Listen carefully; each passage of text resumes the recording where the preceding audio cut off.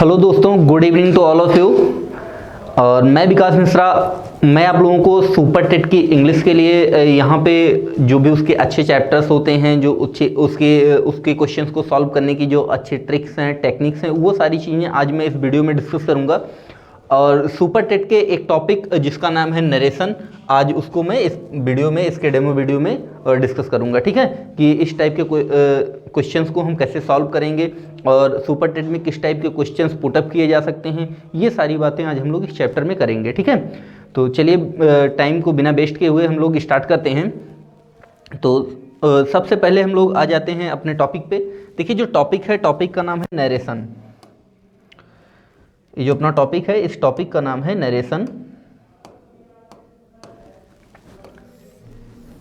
देखिए, एक वर्ड होता है नर।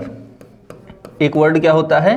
नर। ये एक रूट वर्ड होता है, और ये जो नर रूट वर्ड है, ये अगर किसी भी शब्द के साथ जुड़ के आता है तो उसमें हमेशा बात करता है स्पीक, मतलब कुछ बोलने की।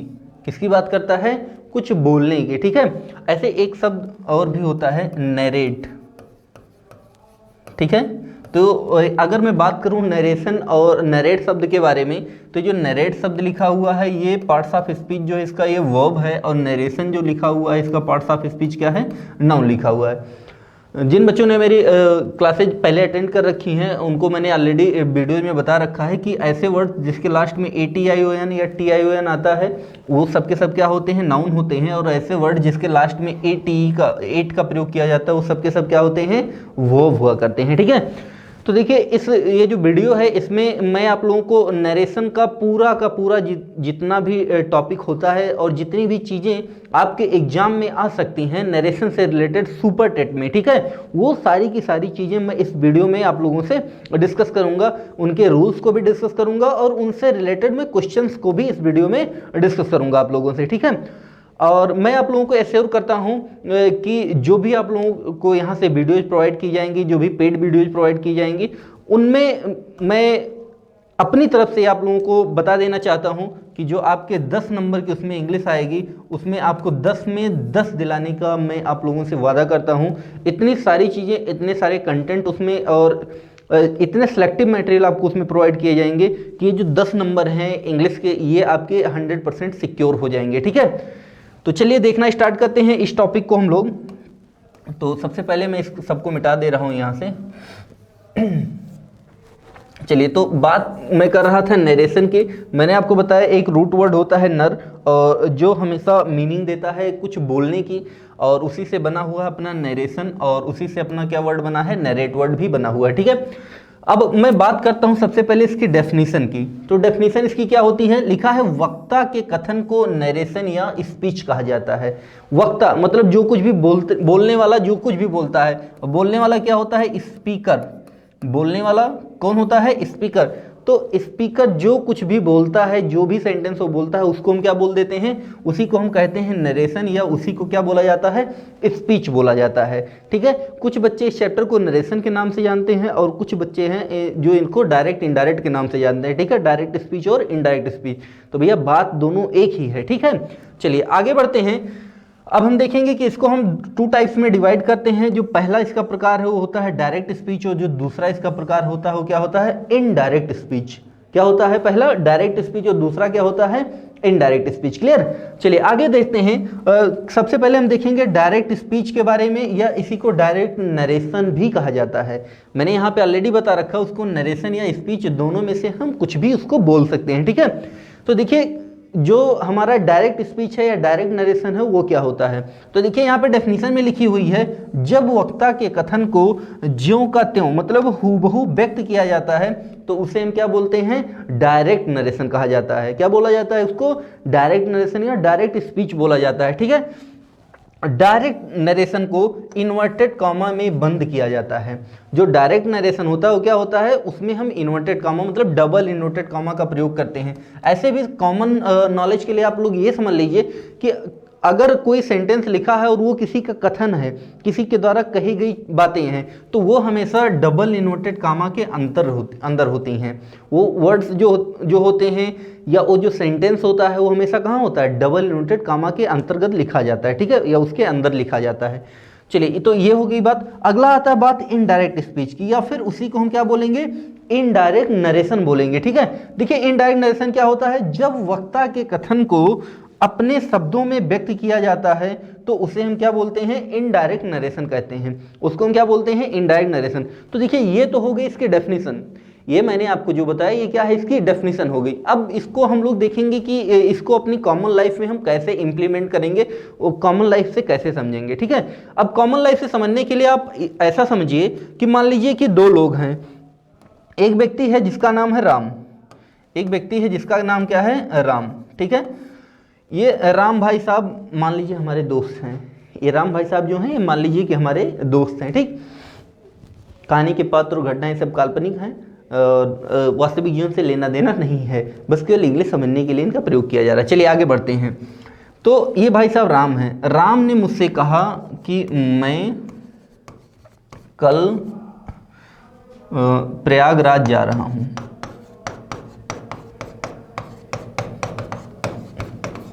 क्या बोला इन्होंने, राम ने मुझसे कहा कि मैं कल प्रयागराज जा रहा हूं, राम ने मुझसे कहा है ये बात। ठीक है, अब यही बात मैं अपने दोस्त श्याम से, एक दोस्त हमारे और हैं, ठीक है, एक दोस्त हमारे और हैं जिनका नाम क्या है, श्याम। जो बात राम ने मुझसे कही थी वो क्या हो गई, डायरेक्ट स्पीच। ये क्या हो गई, डायरेक्ट स्पीच। अब जो बातें राम ने मुझसे कही थी यही बात मैं श्याम से बोलूंगा, तो मैं क्या बोलूंगा कि वह कह रहा था कि वह कल प्रयागराज जा रहा है। मैं क्या बोलूंगा कि वह कह रहा था कि वह कल प्रयागराज जा रहा है।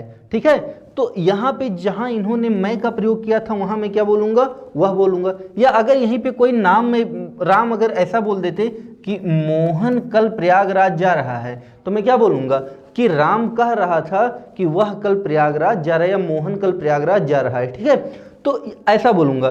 तो जो एक्चुअल वर्ड थे, जो एक्चुअल वर्ड थे, जो वास्तव में कहे गए शब्द थे, वो किसके द्वारा कहे गए थे, राम के द्वारा।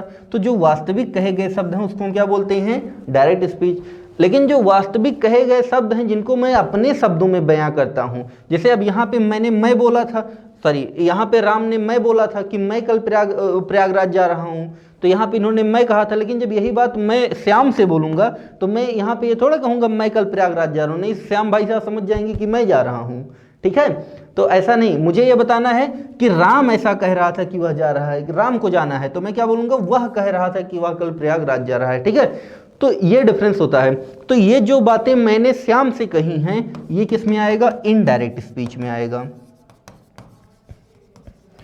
क्या आएगा, ये किस में आएगा, ये इनडायरेक्ट स्पीच में आएगा। क्लियर, तो आशा करता हूं कि यहां से आपको डायरेक्ट स्पीच और इनडायरेक्ट स्पीच व्यवहारिक रूप से समझ में आ गया होगा कि वास्तव में होता क्या है। ठीक है, क्लियर है इतना। चलिए आ जाते हैं टॉपिक पे हम लोग। अब यहाँ पे सबसे पहले हम लोगों ने डेफिनेशन देख रखी है कि रिपोर्टिंग वर्ब किसको, डायरेक्ट स्पीच किसको कहते हैं और इनडायरेक्ट स्पीच किसको कहते हैं। उसके साथ साथ हम लोगों ने नरेशन की डेफिनेशन को यहाँ पे देखा। अब थोड़ा सा हम लोग आगे बढ़ते हैं और यहाँ पर हम लोग देखेंगे कि रिपोर्टर कौन होता है, रिपोर्टिंग वर्ब क्या होती है, रिपोर्टेड स्पीच क्या होता है और वर्ब ऑफ रिपोर्टेड स्पीच क्या होता है। ठीक है, इन सारी चीज़ों को हम लोग इसमें देखना यहाँ पे स्टार्ट करेंगे। क्लियर, तो देखते हैं इसमें। देखिए रिपोर्टर कौन होता है, वक्ता को रिपोर्टर कहा जाता है, मतलब जो वास्तव में बोलने वाला, राम भाई साहब वो क्या है, रिपोर्टर हैं। आगे देखिए लिखा है रिपोर्टिंग वर्ब, वक्ता द्वारा जिस वर्ब का प्रयोग किया जाता है उसको हम क्या बोलते हैं, रिपोर्टिंग वर्ब। अब जो भी कार्य होगा वही वर्ब होगी, तो उसको हम क्या बोलेंगे, रिपोर्टिंग वर्ब। ठीक है, अगला देखिए लिखा हुआ है रिपोर्टेड स्पीच, लिखा है इन्वर्टेड कॉमाज के भीतर जो वाक्य होता है उसे क्या बोलते हैं, रिपोर्टेड स्पीच। और अगला देखिए क्या लिखा, वर्ब ऑफ रिपोर्टेड स्पीच। देखो यहाँ पे बात किया गया था रिपोर्टिंग वर्ब के बारे में, तो रिपोर्टिंग वर्ब जो रिपोर्टर बोलता है, लेकिन वर्ब ऑफ रिपोर्टेड स्पीच ये क्या होती है, ये रिपोर्टेड स्पीच, मतलब जो इन्वर्टेड कॉमा के अंदर वाला भाग है, के अंदर का वाक्य की वर्ब को वर्ब ऑफ रिपोर्टेड स्पीच कहा जाता है। ठीक है, उसको हम क्या बोलते हैं, वर्ब ऑफ रिपोर्टेड स्पीच। जैसे ये सेंटेंस लिखा हुआ, Geeta said to me I am going to Naini. क्या लिखा हुआ है, गीता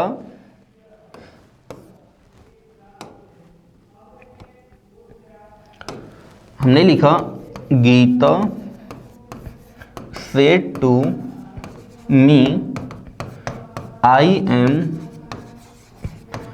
गोइंग टू नैनी। ठीक है, ये गीता जी ने ऐसा बोला है। ठीक है, अब देखिए पहले इसको सेंटेंस में मैं अप्लाई करके आपको बता देता हूँ कौन सा वर्ड और कहाँ पे है, कौन सा पार्ट उसको क्या बोलेंगे। ठीक है, तो देखो ये है इन्वर्टेड कामा से बाहर का पार्ट और ये है डबल इन्वर्टेड कामा के अंदर का भाग पूरा पूरा। ठीक है, तो जो कॉमा इन्वर्टेड कामा से पहले लिखा होता है उसको हम बोलते हैं रिपोर्टिंग वर्ब। इसको क्या बोलते हैं? Reporting verb. और ये जो डबल इन्वर्टेड कामा के अंदर का भाग होता है इसको हम बोलते हैं रिपोर्टेड स्पीच। इसको हम क्या बोलते हैं? रिपोर्टेड स्पीच इसको बोला करते हैं। क्लियर है इतना? अब ये देखो, ये रिपोर्टर कौन है इसमें? गीता। और ये जो सेड लिखा है ये क्या है? रिपोर्टिंग वर्ब हो जाएगी। और ये जो यहाँ पे गोइंग लिखा है ये क्या हो जाएगा? रिपोर्टेड स्पीच की वर्ब हो जाएगी। क्लियर है इतना? तो यहाँ से आपको पता चल चुका होगा कि सेंटेंस को अलग अलग पार्ट में इसमें हम कैसे ब्रेक किए हैं और उनका क्या नाम है। ठीक है, चलिए थोड़ा सा हम लोग आगे और बढ़ते हैं। अगला मैं बात करूंगा यहाँ पे इसके जनरल रूल्स की, कुछ कॉमन रूल्स की जो कि हर जगह पे अप्लाई होंगे। ठीक है, तो सबसे पहले हम लोग देखते हैं, लिखा है डायरेक्ट स्पीच को इनडायरेक्ट स्पीच में परिवर्तन होने पर इन्वर्टेड कॉमा को हटा दिया जाता है। ठीक है, जब भी कोई सेंटेंस लिखा होगा डायरेक्ट स्पीच में, जब भी हम उसको इनडायरेक्ट में बनाएंगे, मतलब उसका जब इनडायरेक्ट बनाया जाएगा तो हम क्या करेंगे? इन्वर्टेड कॉमा जो उसमें लगा होता है उसको हम क्या करते हैं? वहां से हटा देते हैं। क्लियर? तो जैसे ये जो सेंटेंस लिखा हुआ था आपके सामने, जब हम इसका, ये डायरेक्ट में लिखा हुआ था, ये किस में लिखा हुआ था? डायरेक्ट में लिखा हुआ था। अब हम आगे इसका क्या बनाने जा रहे हैं? इनडायरेक्ट बनाने जा रहे हैं। यहाँ पे क्या बनाने जा रहे हैं? इनडायरेक्ट बनाने जा रहे हैं। तो देखो इसका इनडायरेक्ट कैसे बनेगा? तो इसका इनडायरेक्ट जब हम बनाएंगे तो ऐसे लिखेंगे गीता, और सेट टू को हम चेंज करेंगे टोल्ड में, फिर मी, और कॉमा इन्वर्टेड कॉमा जो लगा हुआ डबल इन्वर्टेड कॉमा इसको हटा के कंजंक्शन लिखेंगे। हम लिखेंगे यहाँ पे क्या? दैट, और उसके बाद में आई फर्स्ट पर्सन है अकॉर्डिंग टू बदलेगा सब्जेक्ट, तो सब्जेक्ट के प्लेस पे हम क्या लिख देंगे? सी। अच्छा, जो सेंटेंस हमारा है, सेंटेंस का टेंस जो है वो है प्रेजेंट कॉन्टिन्यूअस टेंस, तो प्रेजेंट कॉन्टिन्यूअस को हम चेंज करते हैं पास्ट कॉन्टिन्यूअस में। ठीक है, तो सी के साथ में क्या लगता है? वाज, और फिर क्या लिखेंगे? गोइंग, और फिर टू नैनी। क्या लिखेंगे यहाँ पे? Was going to Naini. ठीक है, तो अब ये देखिए, ये इनडायरेक्ट फॉर्म में क्या हो गया है? चेंज हो गया है। तो जब हमने इसको इनडायरेक्ट में बदला तो ये जो डबल इन्वर्टेड कॉमा यहाँ पे लगा हुआ था ये क्या हो जाता है? हट जाता है। और इसके प्लेस पे हम एक कंजंक्शन का प्रयोग यहाँ पे करते हैं जब हम डबल इन्वर्टेड कॉमा को हटाते हैं। क्लियर? चलिए आगे बढ़ते हैं थोड़ा सा हम लोग।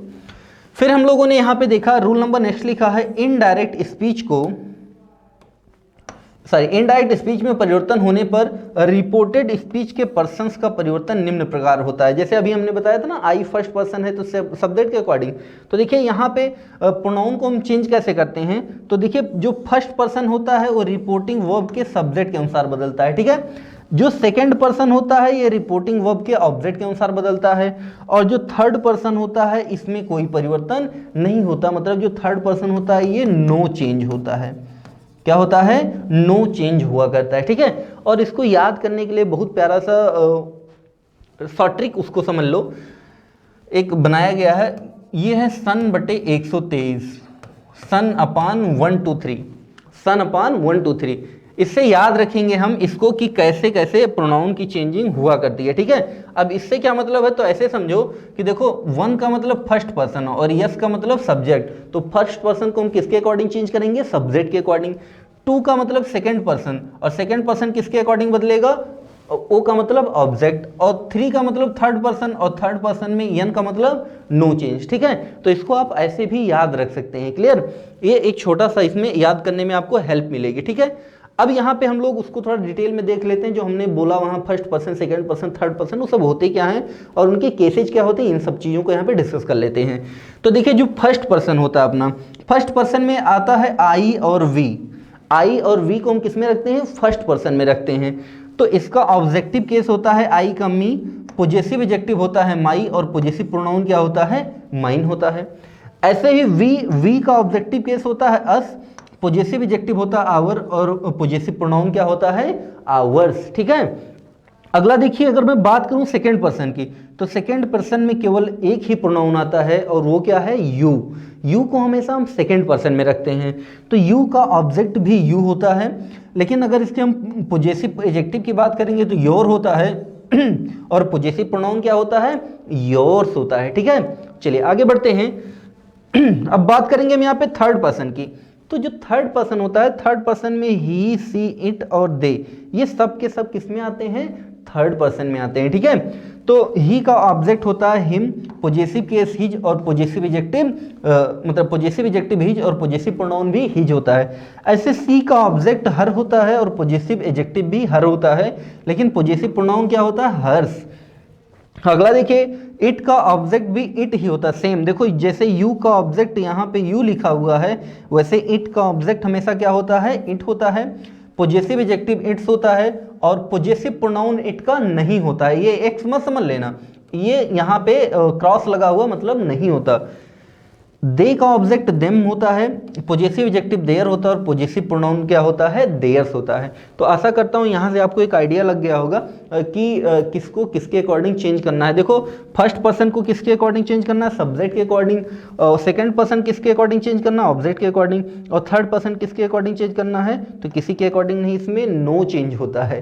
थर्ड पर्सन में क्या होता है, नो चेंज हुआ करता है। क्लियर, चलिए थोड़ा सा और समझो इसमें। ये जो मैं बता रहा हूं कि फर्स्ट पर्सन को सेकंड के सब्जेक्ट के अकॉर्डिंग, सेकंड पर्सन को ऑब्जेक्ट के अकॉर्डिंग और थर्ड पर्सन में नो चेंज, देखो इन बातों का मतलब क्या होता है, तो इन बातों का मतलब कुछ ऐसा होता है देखिए कैसा होता है।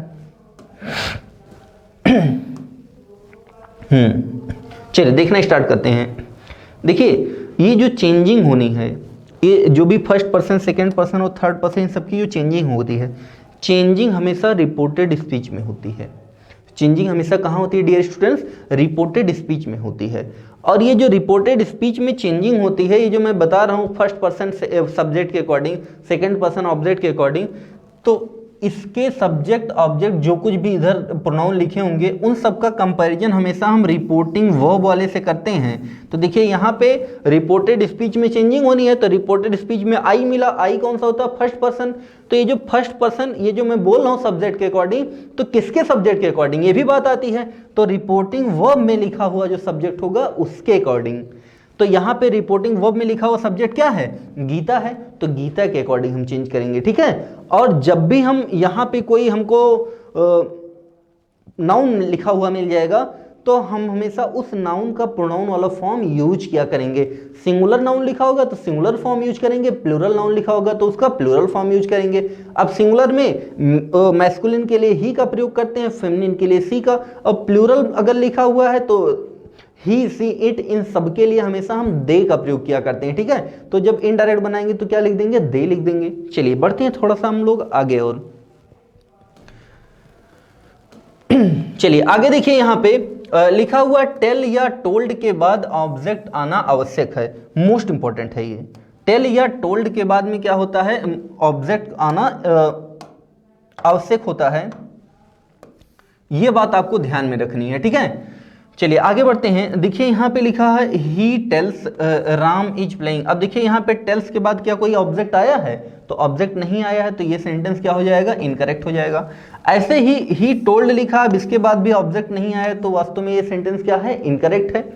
ऐसे ही यहाँ पे लिखा ही टोल्ड, अब देखो दैट है, ये तो कंजंक्शन है, तो ये भी सेंटेंस क्या हो जाएगा, इनकरेक्ट हो जाएगा। क्यों, क्योंकि इन तीनों में टेल्स का और टोल्ड का प्रयोग किया गया है, और मैंने आपको बता रखा है कि जब भी हम टेल्स का टोल्ड का प्रयोग करते हैं तो हमेशा उसके बाद में ऑब्जेक्ट आना जरूरी होता है। ठीक है, और इनमें से किसी के बाद में ऑब्जेक्ट नहीं आया है। क्लियर, चलिए आगे बढ़ते हैं हम लोग। ये देखिए यहाँ पे गलत क्यों है, क्योंकि टेल्स या टोल्ड के बाद में कोई ऑब्जेक्ट नहीं आया है, और यहाँ टेल्स की जगह सेज एवं टोल्ड की जगह हम क्या करेंगे, सेड का प्रयोग करना चाहिए था। ठीक है, अगर हमें इसे सही करना है तो हम इसको ऐसे लिख देंगे कि he says comma double inverted comma Ram is playing. क्या लिखेंगे, राम इज प्लेइंग। अब ये सेंटेंस सही हो गया। ऐसे अगर इसको हमें सही करना है तो हम क्या लिखेंगे, he said comma inverted comma I am going, क्या लिखेंगे, आई एम गोइंग। अब ये सेंटेंस करेक्ट हो गया है। अब ये जो सेंटेंस लिखा है क्या है, करेक्ट हो गया है। बहुत ही कॉमन सी बात है। चलिए बढ़ते हैं लोग आगे थोड़ा सा। यहाँ पे हम बात करेंगे कि टेंस में चेंज कैसे करेंगे। यहाँ पे हम बात करेंगे कि टेंस में चेंज कैसे करेंगे, तो उसके लिए कुछ रूल्स हैं। देखिए ये जो चेंजिंग होती है, मैंने आपको बताया हमेशा रिपोर्टेड स्पीच में चेंज होता है। और ये जो रिपोर्टेड स्पीच में टेंस की चेंजिंग होनी है कैसे होगी, इसको देखो। तो अगर रिपोर्टेड स्पीच में प्रेजेंट इंडेफिनिट टेंस लिखा हुआ है डायरेक्ट में, डायरेक्ट वाला जो सेंटेंस है, अगर उसके रिपोर्टेड स्पीच में प्रेजेंट इंडेफिनिट टेंस लिखा हुआ है, तो जब उसका इनडायरेक्ट बनेगा तो उसको हम किस में चेंज कर देंगे, पास्ट इंडेफिनिट में। ऐसे ही प्रेजेंट कॉन्टिन्यूअस को हम किस में चेंज करते हैं, पास्ट कॉन्टिन्यूअस में। प्रेजेंट परफेक्ट को किस में चेंज करते हैं, पास्ट परफेक्ट में। और प्रेजेंट परफेक्ट कॉन्टिन्यूअस को पास्ट परफेक्ट कॉन्टिन्यूअस में। ऐसे ही प्रेजेंट पास्ट इंडेफिनिट को पास्ट परफेक्ट में, ऐसे ही पास्ट कॉन्टिन्यूअस को पास्ट परफेक्ट कॉन्टिन्यूअस में। और पास्ट परफेक्ट और पास्ट परफेक्ट कॉन्टिन्यूअस में क्या होता है, दोनों में नो चेंज होता है। मतलब अगर कोई सेंटेंस लिखा है डायरेक्ट में और उसके रिपोर्टेड स्पीच में पास्ट परफेक्ट या पास्ट परफेक्ट कॉन्टिन्यूअस टेंस का प्रयोग किया गया है, तो इनडायरेक्ट जब बनाएंगे तो उसके टेंस में कोई भी चेंजिंग नहीं हुआ करती है। क्लियर। चलिए थोड़ा सा आगे बढ़ते हैं। अब आप ये सोच रहे होंगे कि सर ये पास्ट की बात हो गई और प्रेजेंट की बात हो गई, फ्यूचर कहाँ चला गया। तो फ्यूचर अभी आने वाला है, ठीक है। तो देखिए यहाँ पे, अब देखो जो फ्यूचर टेंस होता है उसमें हम सामान्यतः किसका प्रयोग करते हैं, विल या शैल का प्रयोग करते हैं। तो अगर फ्यूचर टेंस में कहीं पे विल लिखा हुआ मिल जाएगा तो हम उसको वुड में चेंज कर देंगे, और अगर शैल लिखा हुआ मिल जाएगा तो शैल को हम किस में चेंज कर देंगे, शुड में चेंज कर देंगे। आया समझ में। ऐसे ही अगर कैन लिखा होगा तो इनडायरेक्ट बनाएंगे तो कुड में चेंज करेंगे, और मे को हम किस में चेंज करते हैं, माइट में चेंज करते हैं। और जो बाकी बची हुई जितनी मॉडल ऑफ है, देखो मॉडल ऑफ टोटल कितनी होती हैं, 13 होती है ना, 13 होती हैं। कौन कौन सी होती हैं, can, could, may, might, will, would, should, must, need, dare, used to, ought to. चलिए 2, 2, 4, 2, 6, 2, 8, 2, 10, 2, 12, 13, ओके 12 ही हुई हैं। एक कोई इसमें मिस कर रहा है। कैन हो गया, कुड हो गया, मे, माइट हो गया, विल, सेल इसमें वो मिस कर रहा है, तो सेल को मैं लास्ट में लिख दे रहा हूँ, ठीक है। सेल को मैं इसमें लास्ट में लिख दे रहा हूँ। क्लियर। ये टोटल 13 मॉडल वर्ब हैं। ये टोटल जो है मॉडल वर्ब कितनी है, 13 मॉडल वर्ब हैं, ठीक है। मॉडल वर्ब टोटल 13 हुआ करती हैं। तो 13 में से 4 में चेंजिंग होती है, और बाकी जो बची हुई 9 मॉडल वर्ब्स होती हैं इनमें चेंजिंग नहीं किया जाता है। आया समझ में। चलिए बढ़ते हैं आगे थोड़ा सा। अब देखिए कुछ हम और भी चेंजिंग किया करते हैं जब हम रिपोर्टिंग मतलब डायरेक्ट से इनडायरेक्ट में बनाते हैं। तो अगर डायरेक्ट से हम इनडायरेक्ट में बनाएंगे तो दिस को हम दैट में चेंज करते हैं, दीज को दोज में चेंज करते हैं, हेयर को हम देयर में चेंज करते हैं, ऐसे हैंस को देंस में, हिदर को देदर में, और नाउ को देन में चेंज करते हैं, एगो को हम बिफोर में चेंज करते हैं। इसके साथ साथ दिस, दस को हम सो में चेंज करते हैं, टुडे को दैट डे में, टुमारो को देखो टुमारो को द नेक्स्ट डे में चेंज करते हैं, और इसके साथ साथ द फॉलोइंग डे में भी चेंज किया जाता है, ठीक। ऐसे ही यस्टरडे को हम द प्रीवियस डे में चेंज करते हैं, और या फिर द लास्ट डे में भी चेंज करते हैं। किसमें, द लास्ट डे में भी चेंज किया जाता है। Last week, last month, last year को the previous week, previous month, previous year में ऐसे हम चेंजिंग करेंगे।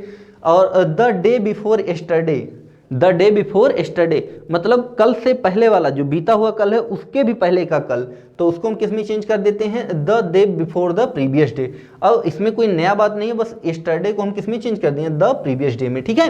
चलिए आगे देखिए। फिर नोट करके कुछ लिखा हुआ है। नोट में लिखा हुआ ऐसे सेंटेंस है जिनमें रिपोर्टिंग वर्ब प्रेजेंट या फ्यूचर टेंस में होगा। देखिए आ जाते हैं थोड़ा सा हम लोग अपने उस सेंटेंस पे जहाँ पे मैंने चीज़ों को डिस्कस किया है।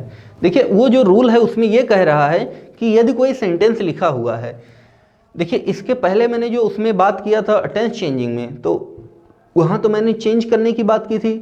ये जो रिपोर्टेड स्पीच का जो टेंस है वहाँ पे मैंने इसको टेंस को चेंज करने के बारे में बात की थी। लेकिन कुछ केस ऐसे होते हैं प्यारे बच्चों कि जब रिपोर्टेड स्पीच का टेंस चेंज नहीं होता है, ठीक है, तो वही केस वहाँ पे लिखा हुआ था। तो समझ लो पहले कि उस केस के बारे में वहाँ पे क्या लिखा हुआ था, उसको कैसे अप्लाई करेंगे।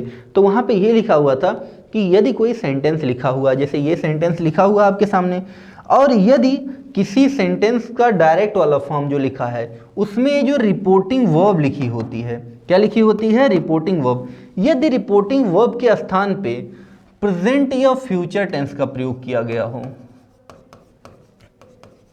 प्रेजेंट या फ्यूचर टेंस का प्रयोग किया गया हो, तब जब हम इनडायरेक्ट बनाते हैं तो इनडायरेक्ट बनाते समय रिपोर्टेड स्पीच का टेंस चेंज नहीं किया जाता है।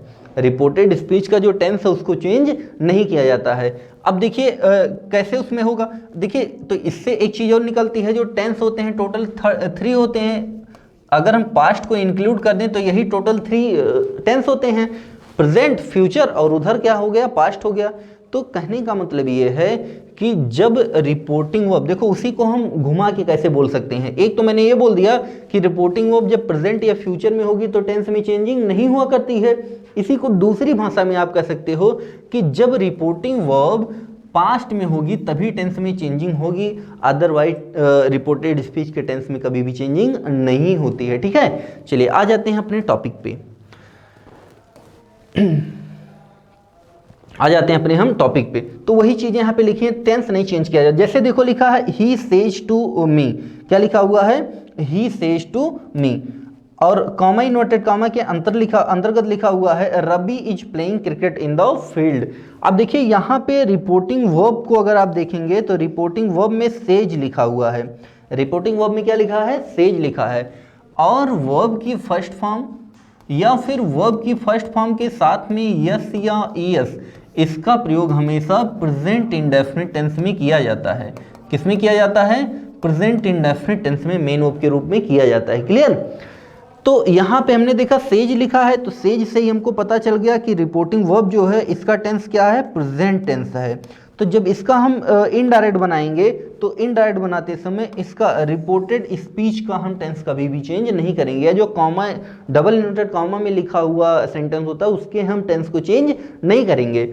तो देखो लिखा है सेज टू को हमने टेल्स में चेंज कर दिया, फिर मी कॉमा इन्वर्टेड कॉमा को हटाया तो कंजंक्शन दैट आया। अब बाकी रवि इज प्लेइंग क्रिकेट ये एज इट इज लिखेंगे इन द फील्ड, क्यों, क्योंकि देखिए यहाँ पे इज प्लेइंग लिखा था, इज प्लेइंग का मतलब क्या हुआ कि प्रेजेंट कंटीन्यूअस टेंस है, तो होना तो चाहिए था प्रेजेंट कंटीन्यूअस को, सामान्यतः जब पास्ट में होता है तो उसको हम पास्ट कंटीन्यूअस में चेंज करते हैं, लेकिन अब ये पास्ट में नहीं है रिपोर्टिंग वर्ब, ये क्या है प्रेजेंट में ही दी हुई है, तो रिपोर्टेड स्पीच के टेंस को हम चेंज नहीं करेंगे इनडायरेक्ट में। क्लियर।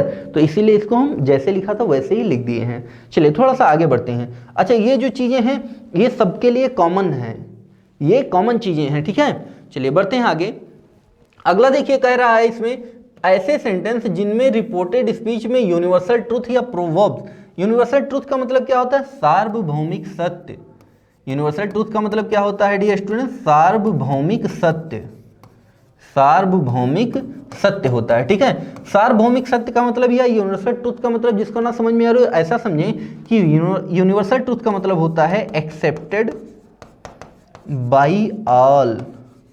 यूनिवर्सल ट्रूथ का मतलब क्या होता है, एक्सेप्टेड बाई ऑल, मतलब ऐसी चीज जो सबके द्वारा स्वीकार की जाती है। जैसे हमने कहा भैया सूर्य पूरब में निकलता है, तो इस बात को सभी लोग स्वीकार करते हैं ना, तो अगर सब लोग स्वीकार कर रहे हैं तो यही क्या हो जाता है, यूनिवर्सल ट्रूथ हो जाता है। हमने कहा पानी जो है 100 डिग्री पे पहुंचने बॉयल होता है, ठीक है, तो ये सब लोग मानते हैं, तो ये भी क्या हो गया, यूनिवर्सल ट्रूथ हो जाता है। हमने कहा कि भारत की राजधानी दिल्ली है, अब ये सब लोग मानते हैं कि हाँ भैया नई दिल्ली है भारत की राजधानी, तो ये भी क्या हो जाएगा, यूनिवर्सल ट्रूथ हो जाएगा, ठीक है। तो ऐसी चीजें जिसको सब लोग मानते हैं, जिसको सब लोग एक्सेप्ट करते हैं, उसी को क्या बोलते हैं, यूनिवर्सल ट्रूथ बोला जाता है। आया समझ में। या फिर प्रोवर्ब्स, प्रोवर्ब्स मतलब होता है कहावतें, क्या होता है, कहावतें। या अगर किसी सेंटेंस में रिपोर्टेड स्पीच में किसी कहावत का प्रयोग किया गया है तब भी हम क्या करेंगे, जब इनडायरेक्ट बनाएंगे तो टेंस में चेंजिंग नहीं करेंगे। आया समझ में। चलिए कुछ सेंटेंस आपके सामने एग्जांपल के रूप में लिखें, सबसे पहले इनको देख लेते हैं, ठीक। तो देखिए यहाँ पे लिखा he said the sun sets in the west, ठीक है, सूर्य पश्चिम में अस्त होता है, ये यहाँ पे बोला गया है। अब इसका हमें इनडायरेक्ट बनाना है, तो ये तो यूनिवर्सल ट्रूथ है ना भले से ही इधर रिपोर्टिंग वो पास्ट में लिखी होगी, लेकिन जब यूनिवर्सल ट्रूथ का हम इनडायरेक्ट बनाएंगे तो फिर टेंस में चेंजिंग नहीं करेंगे, तो ही सेड को हम ही सेड ही लिखेंगे। अब देखो ही सेड के बाद में ऑब्जेक्ट नहीं है ना, तो इसीलिए यहाँ टोल्ड नहीं लिखा गया, कॉमा इनवर्टेड कॉमा को हटाएंगे दैट, और फिर बाकी जैसे सेंटेंस लिखा हुआ है एज इट इज हम फिर सेंटेंस को लिख देंगे। आया समझ में? चलिए आगे बढ़ते हैं। लिखा हुआ ही सेड मैन इज मॉर्टल, क्या है?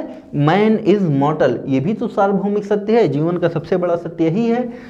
तो देखिए ये भी जब सार्वभौमिक सत्य है तो he said comma inverted comma हटाया तो हमने दैट लगाया, और आगे क्या लिखेंगे? द मैन इज मॉर्टल, मतलब सेंटेंस जैसे लिखा होगा इनडायरेक्ट बनाएंगे तो उस सेंटेंस को एज इट इज हम उसी में मतलब वैसे ही उतार देंगे, ठीक है, वैसे ही लिख देंगे। क्लियर? तो देखिए बहुत ही सिंपल चीजें आपके एग्जाम में आती हैं, बस आपको थोड़ा सा कंसंट्रेट करना है, आपको थोड़ा सा कंसंट्रेट करना है।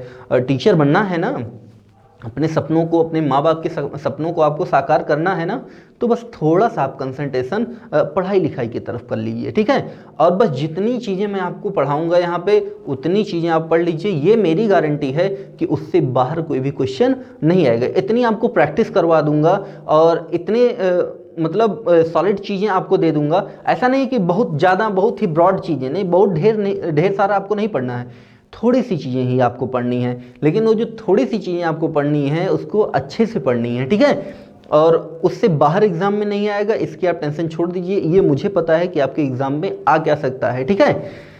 तो अभी कुछ दिन के लिए अपना दिमाग लगाना आप लोग छोड़ दीजिए, टीचर जो बता रहा है उस चीज़ को आप फॉलो कीजिए, वो चीज़ों को अपने स्टडी में अप्लाई कीजिए, ठीक है, क्योंकि एक टीचर जानता है कि हमको क्या क्या चीज़ें बच्चों को देनी है, क्या कहाँ से चीज़ें आ सकती हैं और क्या चीज़ें आपके लिए हेल्पफुल होंगी। क्लियर? तो आ जाते हैं फिर टॉपिक पे। अगला देखिए लिखा है he said to me honesty is the best policy. क्या लिखा है? Honesty is the best policy. अभी जो लिखा honesty is the best policy, ये क्या है? ये भी यूनिवर्सल ट्रुथ है, ठीक है, और यूनिवर्सल ट्रुथ के साथ साथ ये कहावत भी है, ये प्रोवर्ब है, ये क्या है? ये कहावत है। तो इसको भी चेंज नहीं करेंगे तो क्या हो जाएगा? सेड टू को हमने टोल्ड में चेंज किया, मी ऑब्जेक्ट है, कंजंक्शन दैट लगाया और फिर क्या लिख देंगे? Honesty is the best policy. क्या लिख देंगे? Honesty is the best policy, ठीक है। आगे देखते हैं, लिखा है he said London is the capital of UK. London क्या है? यूके की राजधानी है, तो ये भी तो सब लोग मानते हैं। तो देखिए लिखा ही सेड और फिर conjunction that London is the capital of UK, तो ये भी क्या है? सार्वभौमिक सत्य है, ठीक है। आगे बढ़िए, लिखा he said Kashmir is in the north of India. Kashmir जो हो कहाँ है? भारत के उत्तर में है, तो भाई सही बात है, उत्तर में है, एक्सेप्ट करते हैं सब लोग। तो अगर सब लोग एक्सेप्ट करते हैं तो यूनिवर्सल ट्रूथ, तो हम इसको क्या करेंगे? जैसे ही लिखा हुआ है कंजंक्शन लगाने के बाद में एज इट इज इसको भी हम लिख देंगे। क्लियर? तो इसमें भी कोई चेंजिंग नहीं की जाएगी। आया समझ में? क्लियर है इतना? तो अगर थोड़ा सा हट जा रहा हूँ जिससे आप स्क्रीनशॉट ले सकें, ठीक है, तो इतना क्लियर हो गया होगा। थोड़ा सा अब हम लोग आगे बढ़ते हैं, ठीक है। अब यहाँ से हम लोग इसको देखेंगे एक एक सेंटेंस वाइज, ठीक है। सबसे पहले ये समझ लो कि अगर हम इस टाइप से बांटेंगे तो सेंटेंस को हम कैसे इसमें डिवाइड करेंगे और कैसे उसको पढ़ा जाएगा। तो देखिए यहाँ पे जो सेंटेंस है, सेंटेंस कितने प्रकार का होता है? 5 प्रकार का। कितने प्रकार का होता है? 5 प्रकार का। कौन कौन सा होता है? असर्टिव सेंटेंस,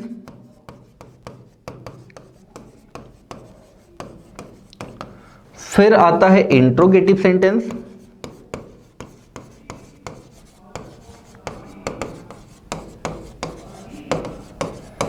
उसके बाद में आता है इंपरेटिव सेंटेंस,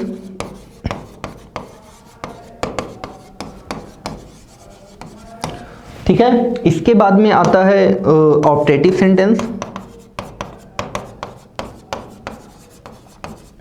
और लास्ट में आता है एक्सक्लेमेटरी सेंटेंस।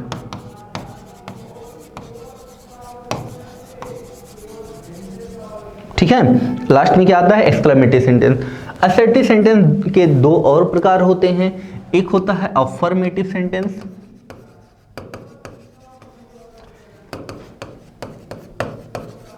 और दूसरा क्या होता है? Negative sentence. अफर्मेटिव सेंटेंस कौन से होते हैं? जिनमें पॉजिटिव बातें की जाती हैं। नेगेटिव सेंटेंस कौन से होते हैं? जिनमें नेगेटिव बातें की जाती हैं। नेगेटिव बातें की जाती हैं इसका मतलब यह है कि ऐसे सेंटेंसेज में नो, नॉट, नेवर या फिर अदर नेगेटिव वर्ड्स का प्रयोग किया जाता है। ठीक, ऐसे ही इंट्रोगेटिव सेंटेंस को भी हम दो भागों में बांटते हैं। एक भाग होता है इसका यस नो टाइप सेंटेंस और दूसरा क्या होता है? WH word type sentence. ठीक है, WH word type sentence. Yes no word type sentence क्या होते हैं? ऐसे सेंटेंस, देखो इंट्रोगेटिव सेंटेंस है ना, अब इंट्रोगेटिव सेंटेंस में क्या करते हैं? क्वेश्चन पूछने का काम करते हैं।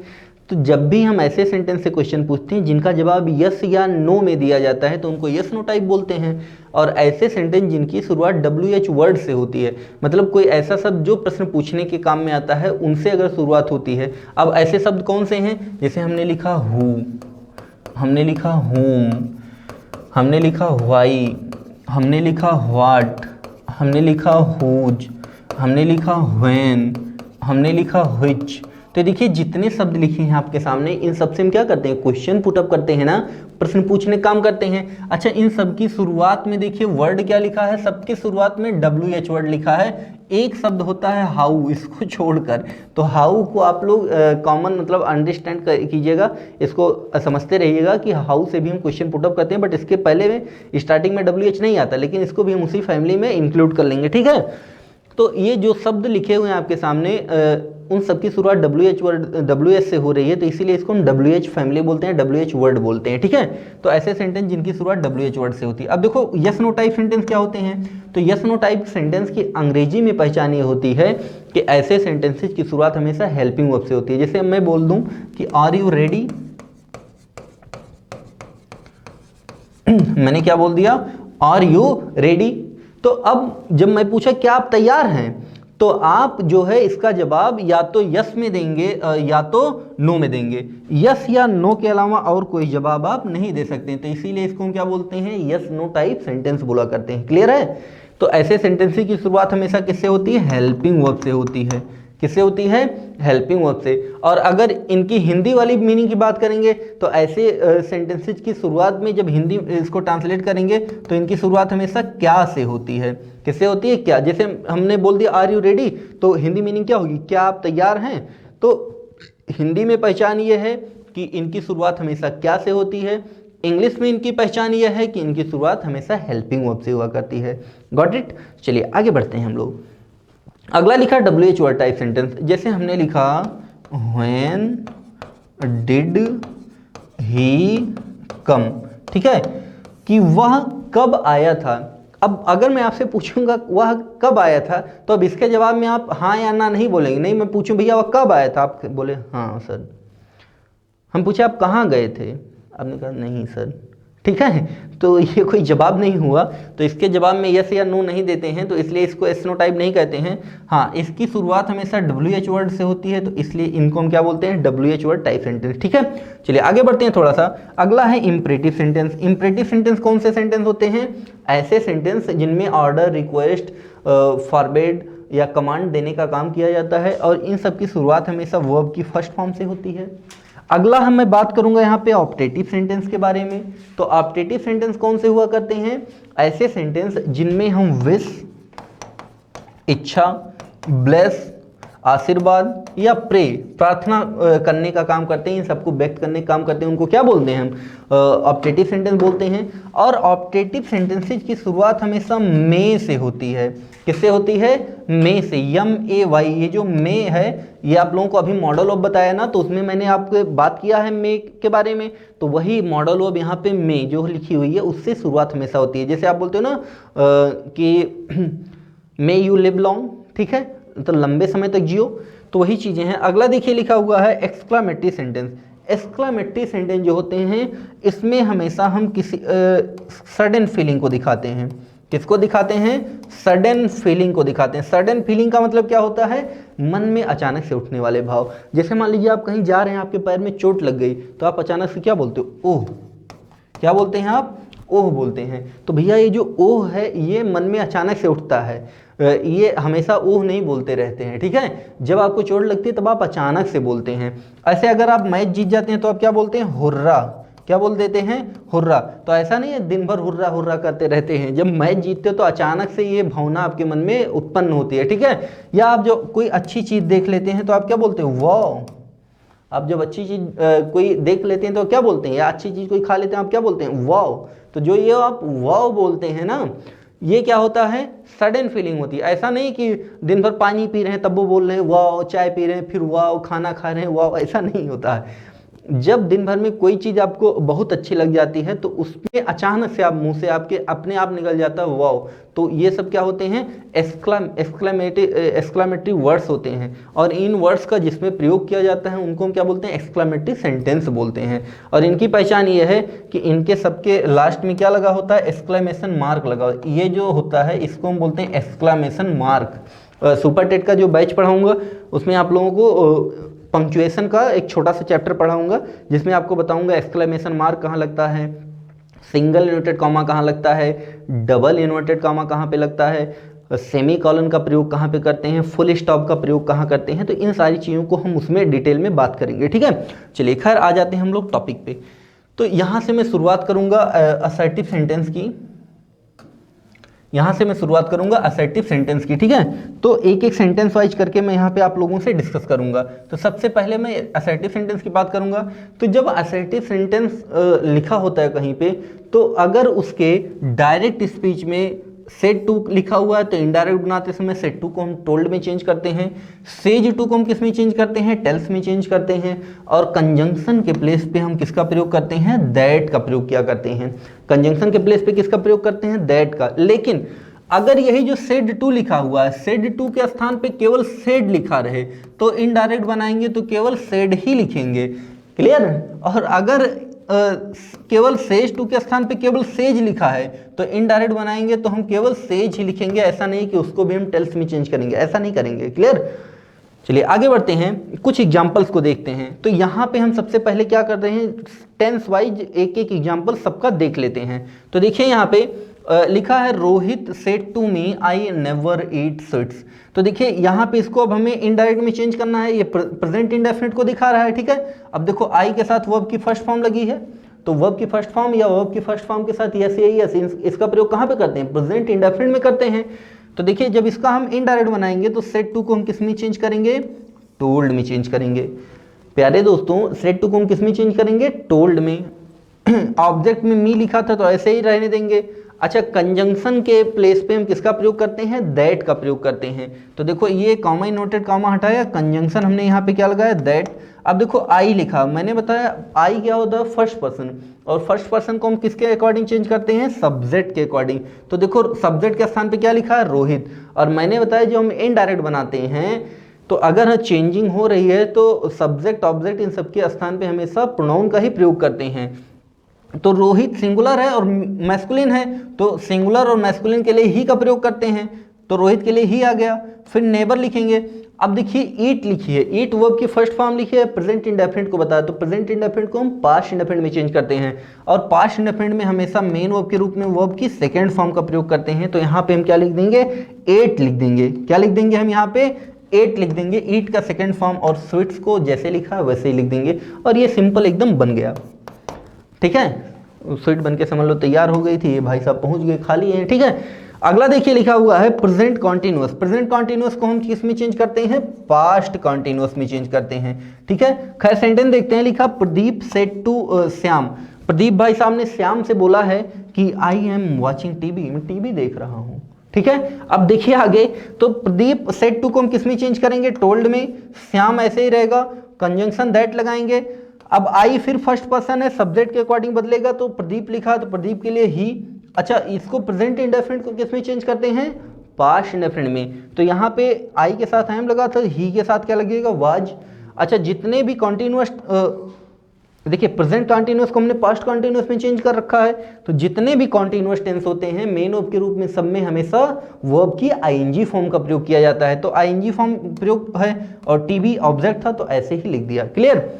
अगला मैं बात करूंगा प्रेजेंट परफेक्ट की, किस में चेंज करते हैं इसको, हम पास्ट परफेक्ट में चेंज किया करते हैं, ठीक है। तो देखिए लिखा है Geeta said I have already cooked, ठीक है। तो यहाँ पे हैव लिखा है, हैव से हमको पता चला है कि ये प्रेजेंट परफेक्ट है। तो देखते हैं सेड लिखा है तो सेड को सेड ही लिखेंगे, मैंने यहाँ पे बताया आपको।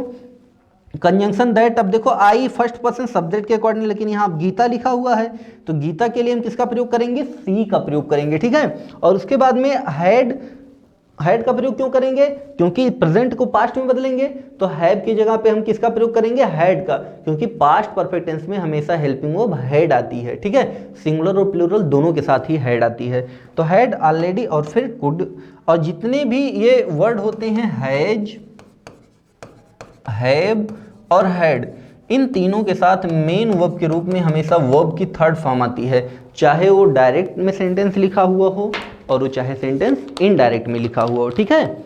चलिए आगे बढ़ते हैं।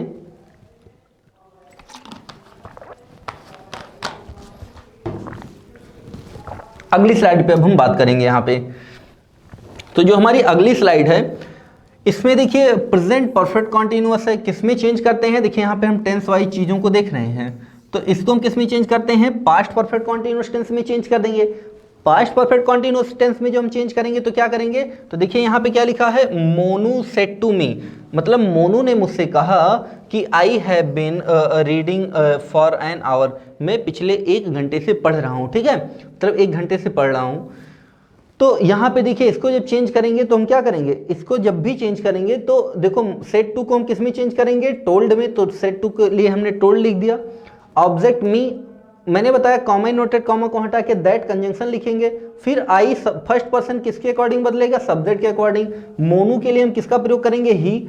अब पास्ट परफेक्ट कॉन्टिन्यूअस में चेंज करेंगे तो हैड बीन के साथ वर्ब की आईएनजी फॉर्म आएगी, फॉर एन आवर, ऐसे ही जैसे लिखा है वैसे ही लिख देंगे। क्लियर, आगे देखते हैं। अब यहाँ पे बात होगी पास्ट इंडेफिनिट की, और पास्ट इंडेफिनिट को चेंज करते हैं पास्ट परफेक्ट में। अभी तक हम बात कर रहे थे प्रेजेंट टेंस की, अब पास्ट की बात होगी। तो देखिए लिखा है राधा सेड टू राम, राधा ने राम से क्या बोला है, ठीक है। ये लग रहा है कलयुग, द्वापर, त्रेता, सतयुग सब मिक्स कर देंगे इधर, ठीक है। तो देखिए लिखा है I went to Jaipur last week, ठीक है। तो यहाँ पे देखिए लिखा है राधा और सेड टू को हम किस में चेंज करेंगे, टोल्ड में, और राम को हम एडजेक्टिव लिखेंगे। राम थर्ड पर्सन है तो इसमें कोई चेंजिंग नहीं होगी, और वो भी रिपोर्टिंग वर्ब में लिखा है तो रिपोर्टिंग वर्ब में चेंजिंग नहीं करेंगे। कंजंक्शन के लिए हमने दैट लिखा, आई फर्स्ट पर्सन किसके अकॉर्डिंग बदलेगा, सब्जेक्ट के अकॉर्डिंग। राधा फीमेल है, मतलब लेडी है, तो इनके लिए हम सिंगुलर सी प्रयोग करेंगे। अच्छा अब देखिए वेंट, वेंट क्या है, गो का सेकेंड फॉर्म है ना। अब गो का सेकंड फॉर्म यहाँ पे वेंट लिखा है, मतलब पास्ट इंडेफिनिट में है, पास्ट परफेक्ट में चेंज होगा।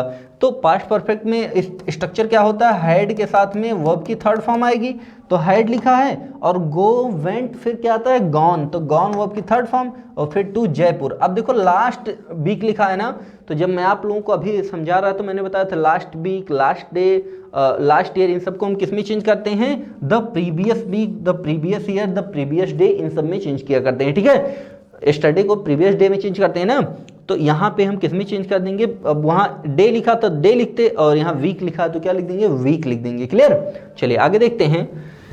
पास्ट कॉन्टिन्यूअस, पास्ट कॉन्टिन्यूअस को हम किस में चेंज करते हैं, पास्ट परफेक्ट कॉन्टिन्यूअस में। किस में चेंज किया करते हैं, पास्ट परफेक्ट कॉन्टिन्यूअस में चेंज किया करते हैं, ठीक है। चलिए देखते हैं। तो लिखा है Radha said to me I was waiting for you, तो सेड टू को हम किस में चेंज करेंगे, टोल्ड में। मी ऐसे ही लिखा रहेगा। अब आई लिखा था, आई फर्स्ट पर्सन किसके अकॉर्डिंग बदलेगा, सब्जेक्ट के अकॉर्डिंग। सब्जेक्ट में क्या लिखा है, राधा, राधा के लिए हम किसका प्रयोग करेंगे, सी। अब देखिए ये जो सेंटेंस लिखा है वाज के साथ आईएनजी फॉर्म आई, past continuous, past perfect continuous में चेंज होगा, तो यहाँ पे क्या हो जाएगा, हैड बीन के साथ में हम आईएनजी फॉर्म का प्रयोग करेंगे, फॉर यू। अब देखो यू लिखा है ना, यू क्या होता है, सेकंड पर्सन होता है, सेकंड पर्सन ऑब्जेक्ट के अकॉर्डिंग चेंज होता है, तो ऑब्जेक्ट के स्थान पे क्या लिखा है, मी, और मी का सब्जेक्टिव केस क्या होता है, आई। अब चूंकि यहाँ पे यू फॉर के बाद में आया था ऑब्जेक्टिव केस, जिसको ऐसे समझ में ना आ रहा हो ऐसा समझो। देखो फॉर जो है ये क्या है, एक प्रीपोजिशन है। फॉर जो है ये क्या है, एक प्रीपोजिशन है। और अगर कोई भी सेंटेंस लिखा हुआ है जिसमें किसी प्रीपोजिशन का प्रयोग किया गया है, तो प्रीपोजिशन के बाद में हमेशा ही ऑब्जेक्टिव केस आता है।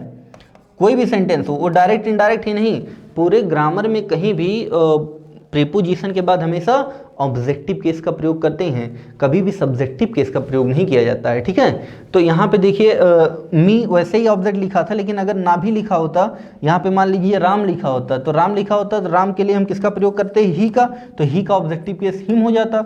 लेकिन अब यहाँ मी लिखा है तो मी ऑलरेडी ऑब्जेक्टिव केस है, तो इसको हम वैसे भी यहाँ पे लिख देंगे। क्लियर।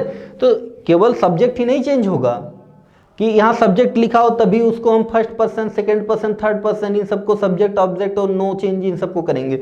सब्जेक्ट के अलावा भी उसके बाद में भी ऑब्जेक्ट या पॉजिटिव केस के रूप में भी कुछ भी लिखा होगा उसको भी हम इनडायरेक्ट बनाते समय चेंज करेंगे, ठीक है। चलिए बढ़ते हैं आगे हम लोग थोड़ा सा। नेक्स्ट स्लाइड पे देखिए बात किया पास्ट परफेक्ट की। मैंने आपको बता रखा है कि पास्ट परफेक्ट और पास्ट परफेक्ट कॉन्टिन्यूअस में कोई भी चेंजिंग नहीं होती। तो देखिए लिखा Aman said to me I had completed my project. अब ये जो सेंटेंस लिखा है इसमें हैड के साथ वर्ब की कौन सी फॉर्म आई है, थर्ड फॉर्म आई है। और जब भी हम हैड के साथ कहीं भी वर्ब की थर्ड फॉर्म का प्रयोग करते हैं तो हमेशा वो जो सेंटेंस होता है वो पास्ट परफेक्ट में होता है। चेंज करेंगे लेकिन कोई चेंजिंग होनी नहीं है। तो सेड टू को हम किस में चेंज करते हैं, टोल्ड में। ये चेंजिंग होनी है, ये वाली चेंजिंग होनी है, ऐसा नहीं कि इसको भी हटा दो। अच्छा, उसके बाद में आई फर्स्ट पर्सन किसके अकॉर्डिंग चेंज होगा, सब्जेक्ट के। देखो प्रोनाउन चेंज होगा बस टेंस नहीं चेंज होगा। तो सब्जेक्ट के अकॉर्डिंग चेंज होगा। अमन है तो अमन के लिए ही, और टेंस नहीं चेंज हुआ, हैड कंप्लीटेड। अब माई लिखा है, माई भी फर्स्ट पर्सन, ये भी किसके अकॉर्डिंग चेंज होगा, सब्जेक्ट के अकॉर्डिंग। देखो सिंपल ऐसा होता है कि जब यहाँ पे सब्जेक्ट के रूप में आई लिखा था तो यहाँ पे हमने पॉजेसिव एडजेक्टिव किसका प्रयोग कर रखा था, माई का। क्योंकि यहाँ पे प्रोजेक्ट क्या है, नाउन है, और नाउन से पहले हमेशा क्या आता है, पॉजेसिव एडजेक्टिव। तो सब्जेक्ट आई था तो पॉजेसिव एडजेक्टिव माई। अब भैया सब्जेक्ट जब बदल गया, ही हो गया, तो पॉजेसिव एडजेक्टिव भी बदलेगा ना। तो पॉजेसिव एडजेक्टिव या ऑब्जेक्ट का प्रयोग हमेशा किसके अनुसार करते हैं, सब्जेक्ट के अकॉर्डिंग करते हैं। तो जब यहाँ पे सब्जेक्ट आई था तो पॉजेसिव एडजेक्टिव क्या आया था, माई। और जब सब्जेक्ट यहाँ पे ही हो गया तो पॉजेसिव एडजेक्टिव क्या आएगा, ही जाएगा। तो इसको ऐसे भी समझ सकते हो, एकदम सिंपल चीजें हैं, ठीक है। पास्ट परफेक्ट कॉन्टिन्यूअस में इसमें भी नो चेंज। तो क्या लिखा है, Sachin said I had been playing chess for 4 hours. Sachin भाई साहब ने ऐसा कहा है कि वो 4 घंटे चेस खेल रहे हैं। अब देखो हमें लगता है इनको टेट, सुपर सेट, टेट इन सबसे कोई मतलब नहीं है, तो ये अपने मस्ती में लगे हैं। हो सकता है लॉकडाउन की बात हो, ठीक है। तो आ जाइए टॉपिक पे। लिखा हुआ है सचिन सेड दैट। अब देखो सेड को हम टोल्ड में नहीं बदलेंगे, सेड टू को ही टोल्ड में बदलेंगे। अब आई फर्स्ट पर्सन सब्जेक्ट के अकॉर्डिंग, तो सचिन के स्थान पे ही आ जाएगा, और बाकी वर्ब चेंज नहीं होनी तो ऐसे ही लिखी रहेंगी। और चेस और फॉर 4 आवर्स, तो 4 आवर्स भी वैसे ही लिखा रहेगा, तो इसको भी हमने चेंज कर दिया। अब यहाँ पे देखेंगे थोड़ा सा फ्यूचर इंडेफिनिट के बारे में। तो देखिए लिखा है Radhe said to Rani I shall write a letter. देखो आई वी के साथ हमेशा सेल का प्रयोग किया जाता है, आई वी के साथ हमेशा किसका प्रयोग करते हैं, सेल का। और बाकी जितने भी सब्जेक्ट आएंगे सबके साथ हम किसका प्रयोग करते हैं, विल का। किसका प्रयोग करते हैं, विल का, ठीक है। और सामान्यतः आजकल सारे सब्जेक्ट के साथ में विल का ही प्रयोग किया जा रहा है, ठीक है। ये ट्रेंडिंग में है मॉडर्न ग्रामर में, ठीक। चलो देखते हैं। तो यहाँ पे देखिए लिखा Radhe said to Rani I shall write a letter. अब इसका जब हम इनडायरेक्ट बनाएंगे तो राधे सेड टू को हम किस में चेंज करेंगे, टोल्ड में। रानी जैसे लिखा वैसे लिखी रहेगी, और दैट कंजंक्शन लगेगा। अब देखो आई फर्स्ट पर्सन है, सब्जेक्ट के अकॉर्डिंग चेंज होगा। तो राधे, अब ये राधे भाई साहब मेल हैं, तो यहाँ पे सब्जेक्ट के लिए हम किसका प्रयोग करेंगे, ही। तो देखो आई के साथ सेल का प्रयोग किया जाता है, लेकिन ही के साथ में किसका प्रयोग होता है, विल का।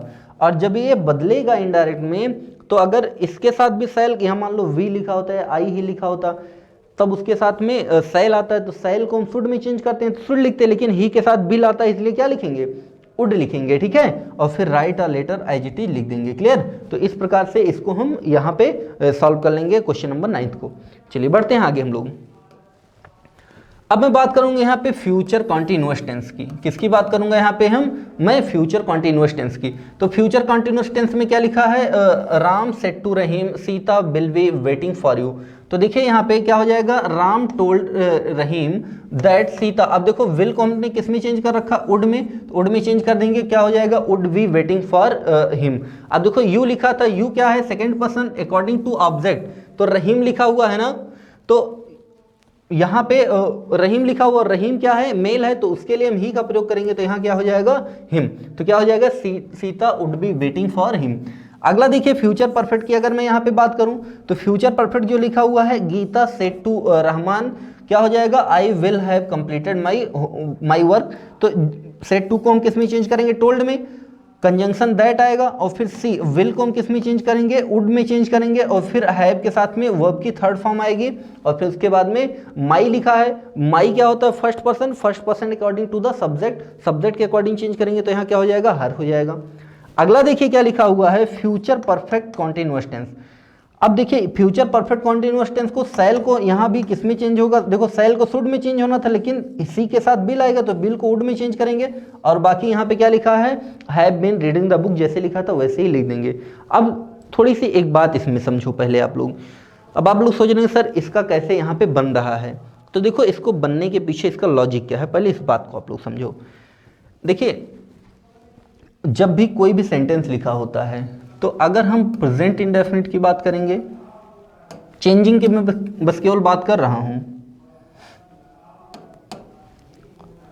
प्रेजेंट इंडेफिनिट अगर है तो इसको हम किस में चेंज करते हैं, पास्ट इंडेफिनिट में, ठीक है। ऐसे अगर प्रेजेंट कॉन्टिन्यूअस टेंस लिखा हुआ है तो इसको हम किस में चेंज करते हैं, पास्ट कॉन्टिन्यूअस में। ऐसे ही प्रेजेंट परफेक्ट टेंस लिखा हुआ है तो इसको हम किस में चेंज करते हैं, पास्ट परफेक्ट टेंस में।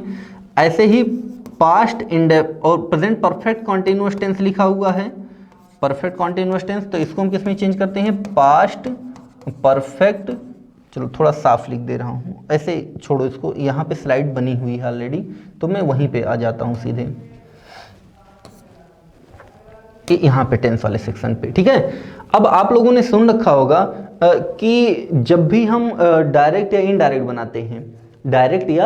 बनाते हैं, तो उसमें प्रेजेंट के 4 हो गए, तो प्रेजेंट वाले को जितना भी प्रेजेंट का टेंस होता है उसको हम चेंज करते हैं, तो प्रेजेंट को सीधा सीधा हम किस में चेंज कर देते हैं, पास्ट में चेंज कर दिया करते हैं, ठीक है। और जो पास्ट वाला होता है उसमें केवल हम इंडेफिनिट और कॉन्टिन्यूअस को चेंज करते हैं, बाकी के लास्ट के जो 2 हैं उसको हम चेंज नहीं किया करते हैं, ठीक है।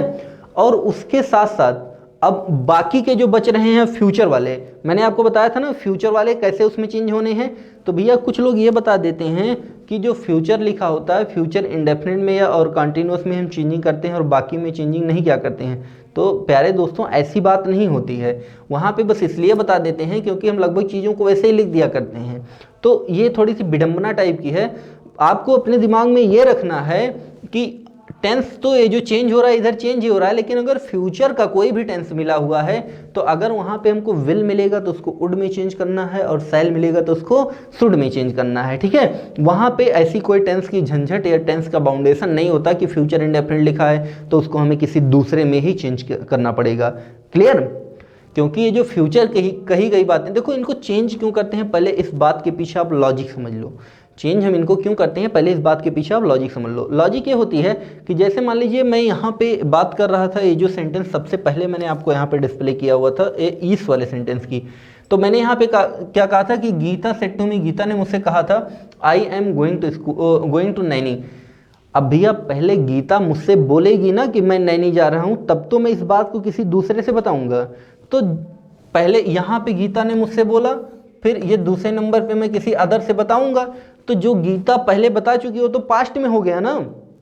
अब मैं दूसरे नंबर वाले भाई साहब से जो कुछ भी बताऊंगा, ये मैं बातें कब की बताऊंगा, पास्ट की बात बताऊंगा। बातें कब की मैं बताऊंगा, पास्ट की बात बताऊंगा। तो इसलिए यहाँ पे इस प्रेजेंट वाले को भी हम पास्ट में चेंज कर दिया करते हैं, ठीक है। और जो पास्ट में ही दोनों बातें बताएंगे तो पास्ट के भी पास्ट में पहुंच जाएगा, तो इसलिए पास्ट वाले को भी चेंज करते हैं। लेकिन फ्यूचर वाली जो बातें होती हैं, ये फ्यूचर की बातें, इसको हम तो चेंज कर नहीं सकते। पास्ट में जब चेंज करते हैं तो ऐसा तो है नहीं विल के आगे भी कोई फ्यूचर होता है, ठीक है। तो इसलिए वो भी बातें पास्ट की होती है, इसलिए विल सेल को हम हमेशा वहाँ चेंज करते हैं, विल को वुड में और सेल को शुड में चेंज कर दिया करते हैं। तो आशा करते हैं जो टेंस चेंज करने वाला टेंशन है आप लोगों को, ये दिमाग से आपके मुक्ति मिल गई होगी, ठीक है। चलिए बढ़ते हैं थोड़ा सा हम लोग और आगे। चलिए थोड़ा सा हम लोग आगे बढ़ेंगे इसमें, और मैं बात करूंगा यहाँ पे इंट्रोगेटिव सेंटेंसेज की। यहाँ पे मैं बात किसकी करूंगा, इंट्रोगेटिव सेंटेंसेज की।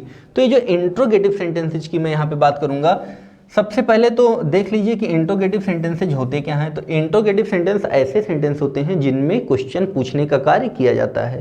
क्या करते हैं, क्वेश्चन पुटअप करने का कार्य किया करते हैं।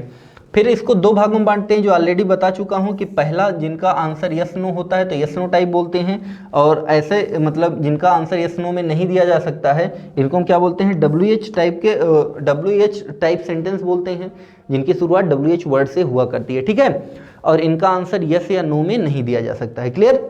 तो ऐसे टाइप के सेंटेंस कौन से होते हैं, जैसे हमने पूछा आर यू हैप्पी, तो आप या तो यस बोलोगे या तो नो बोलोगे। ऐसे हमने कहा डू यू नो मी, क्या आप मुझे जानते हो, तो आप या तो यस कहोगे या तो नो कहोगे। ऐसे ही लिखा हुआ विल यू एकम्पनी मी, क्या मेरा साथ दोगे, तो आप या तो हाँ बोलोगे या तो ना बोलोगे। अब ये मत कहने लगा नहीं सर, अगर हमसे कोई पूछता है कि क्या मेरा साथ दोगे, तो मैं बताने लगता हूँ कि अभी हम काम में थोड़ा फंसे हुए हैं, ठीक है, तो इनडायरेक्टली आप यही कहना चाहते हो कि नहीं, ठीक। तो चलिए आगे बढ़ते हैं, और ये जो सेंटेंस लिखे हैं नीचे, इनमें देखिए सबकी जो शुरुआत वाले वर्ड लिखे हुए हैं, इन सबके स्टार्टिंग में क्या लिखा हुआ है, WH लिखा हुआ है, इसलिए इनको हम क्या बोलते हैं, WH वर्ड बोलते हैं। और ये जो हाउ लिखा हुआ है ये अपवाद नहीं है मेरे भाई, ये जो लिखा हाउ ये अपवाद में मत इसको रखना, हाउ भी एक क्वेश्चन वर्ड है, लेकिन अब सारे के सारे WH वर्ड हैं, एक यही बाकी रहता है, तो इसको भी हम उसी में शामिल कर लेते हैं, ठीक है, क्लियर। चलिए बढ़ते हैं आगे हम लोग। तो यहाँ पे हम लोग देखेंगे उसके कुछ एग्जाम्पल्स के बारे में। अब एग्जाम्पल्स को देखने से पहले आप कुछ चीज़ों को पहले समझ लो। समझना क्या है इसको पहले देखो। आप देखिए जब भी कोई इंट्रोगेटिव सेंटेंस आता है, जब भी कोई इंट्रोगेटिव सेंटेंस आता है,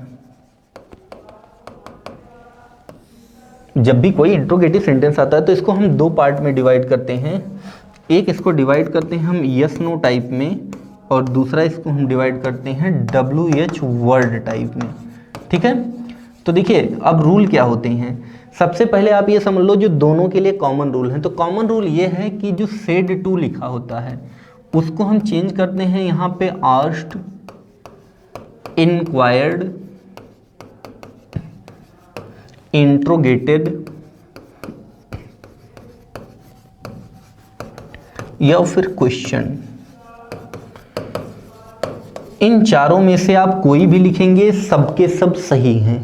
और ये जो प्रोसेस है ये यस नो टाइप सेंटेंस में भी सेम रहे, मतलब जो रहेगा वही WH वर्ड टाइप में भी रहेगा। आया समझ में? अब आगे सुनो। यस नो टाइप वाले सेंटेंस में कंजंक्शन के स्थान पे हम इफ का प्रयोग करते हैं या फिर वेदर का, दोनों में से किसी का भी प्रयोग कर सकते हो। लेकिन अगर WH वर्ड टाइप की बात करें तो यहाँ पे हम कंजंक्शन के प्लेस पे क्वेश्चन वर्ड को ही लिख देते हैं। क्या करते हैं? क्वेश्चन वर्ड को ही लिख देते हैं। ये दोनों के लिए सेम है, बस केवल कंजंक्शन की बात कर रहा हूँ। और जो बाकी बचा हुआ सेंटेंस होता है, बाकी जो बचा हुआ सेंटेंस होता है उसको हम असर्टिव में चेंज कर देते हैं। किस में चेंज कर देते हैं? असर्टिव सेंटेंस में चेंज कर देते हैं। और ये जो बात है ये दोनों के लिए ही सेम होती है, दोनों के लिए ही क्या होती है? सेम होती है। अब आ जाते हैं हम लोग टॉपिक पे, कुछ एग्जाम्पल देखते हैं, ठीक है। तो एग्जाम्पल में देखिए लिखा हुआ he said to me are you going to school. अब देखिए यहाँ पे मैंने आपको ऑलरेडी ये बातें बता रखी हैं।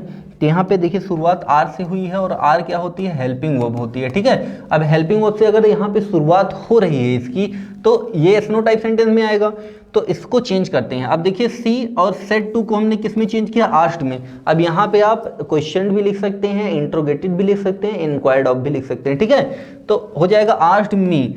अब यहाँ पे आप इफ भी लिख सकते हैं या वेदर भी लिख सकते हैं। तो जब कंजंक्शन का हमने यहाँ पे प्रयोग कर दिया इफ या वेदर, तो मैंने बताया उसके बाद में बचे हुए सेंटेंस को असर्टिव बना देते हैं। असर्टिव का मतलब सिंपल सेंटेंस में। तो अब बाकी बचा हुआ जो सेंटेंस हो सिंपल में बदलेगा। तो यहाँ पे यू लिखा था, यू क्या है? सेकंड पर्सन, और सेकंड पर्सन को हम किसके अकॉर्डिंग चेंज करते हैं? ऑब्जेक्ट के अकॉर्डिंग चेंज करते हैं। तो ऑब्जेक्ट के स्थान पे मी लिखा है, तो यहाँ पे इसका सब्जेक्टिव केस क्या हो जाएगा? आई। अच्छा, आर गोइंग लिखा था, तो आर गोइंग से हमको ये पता चल रहा था कि ये जो सेंटेंस लिखा है ये प्रेजेंट कॉन्टिन्यूअस में लिखा है। तो प्रेजेंट कॉन्टिन्यूअस को हम चेंज करते हैं पास्ट कॉन्टिन्यूअस में। तो यहाँ पे क्या हो जाएगा? पास्ट कॉन्टिन्यूअस में वाज गोइंग और फिर टू स्कूल लिख देंगे। अच्छा, ये जो जब हम इसको इंट्रोगेटिव सेंटेंसेज को हम इनडायरेक्ट में बदलेंगे, तो ये जो यहाँ पे घंटी लगी हुई है, मतलब इंट्रोगेशन मार्क लगा हुआ है, प्रश्नवाचक चिन्ह लगा है, इसकी जगह पे हम किसका प्रयोग करते हैं? फुल स्टॉप का। ये भी बहुत बड़ी बात है, इसको आप ध्यान समझिएगा, ठीक है। अगला देखिए लिखा हुआ है सी सेड टू श्याम, उसने श्याम से कहा have you an extra copy, की इसकी एक एक्स्ट्रा कॉपी है आपके पास। तो यहाँ पे देखिए लिखा है सी आस्क्ड, सेड टू को आस्क्ड में चेंज किया। अब देखो यहाँ पे हमने क्या लिखा इफ, क्यों, क्योंकि देखिए क्वेश्चन, ये जो सेंटेंस है ये WH word yes no type है, हेल्पिंग वर्ब से शुरुआत हो रही है, तो जब शुरुआत हेल्पिंग वर्ब से होगी तो हम क्या करेंगे वहां पे इफ या वेदर लिखेंगे, तो इफ लिख दिया।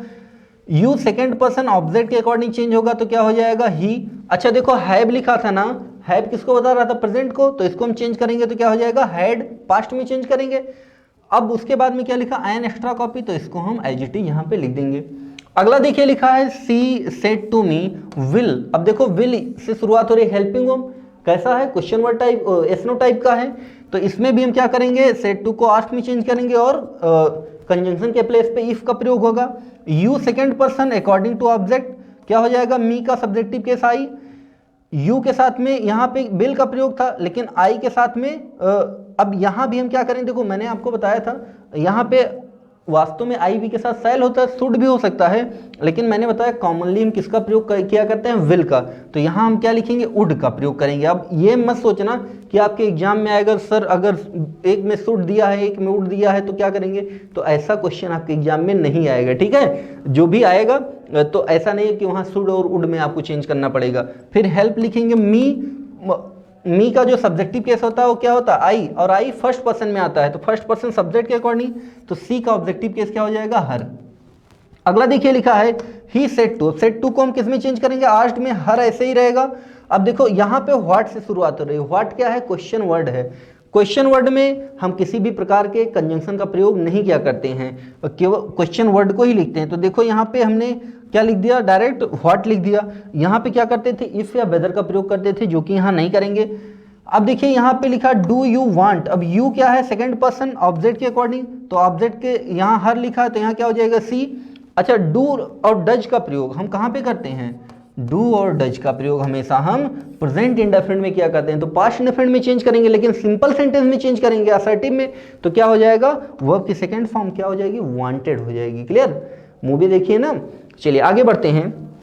अगला लिखा है Ram said to Sita who are you, तो देखिए यहाँ पे हम क्या करेंगे, राम आस्क्ड सीता हो जाएगा, हु क्वेश्चन वर्ड है तो इसको एज इट इज लिखेंगे, ठीक है। अब यू सेकंड पर्सन ऑब्जेक्ट के अकॉर्डिंग, तो सीता का सब्जेक्ट क्या हो जाएगा सी। अब आर को हम किस में चेंज करेंगे, वाज में चेंज कर देंगे, क्योंकि पास्ट में चेंज करना है, तो क्या हो जाएगा सी वाज। अब इसके बाद फुल स्टॉप लगा देंगे। तो ये जो लिखा हुआ है ये सुनने में तो आपको अटपटा लग रहा होगा, ये सुनने में आपको अटपटा लग रहा होगा, लेकिन वास्तव में सही यही है। अब आप सोच रहे हैं सर सी वाज ये कुछ कहने में अच्छा नहीं लग रहा है, लेकिन ये इनडायरेक्ट बना हुआ है, सही बना हुआ है, यही बनेगा। क्लियर।